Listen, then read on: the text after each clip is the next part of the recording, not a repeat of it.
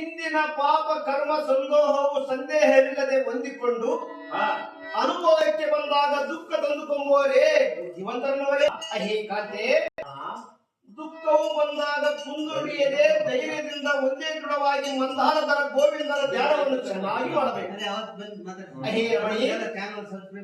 ಒಂದು ನೀತಿ ಹೇಳುವೆನು, ಚೆನ್ನಾಗಿ ಕೇಳಿ.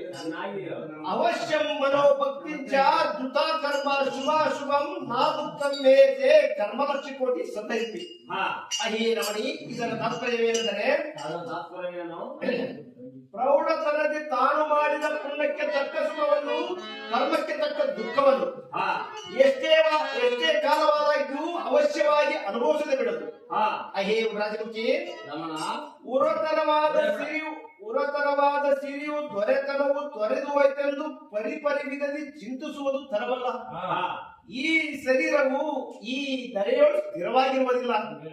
ಅಹೇ ರಮಣಿ, ಮಿಂಚಿನೋಪಾದಿಯಲ್ಲಿ ಚಂಚಲವಾದ ಸಂಪದಕ್ಕೆ ಹಂಚಿಕೆ ತಿಳಿಯದೆ ಮಿಂಚುವ ದುಃಖಕ್ಕೆ ವ್ಯಥೆ ಪಡುವರೇ, ಧೈರ್ಯ ಕೆಡವರೇ, ಶುಭ ಚಿಂತವರೇ ಕಾಂತೆ ಸದ್ಗುಣವಂತೆ.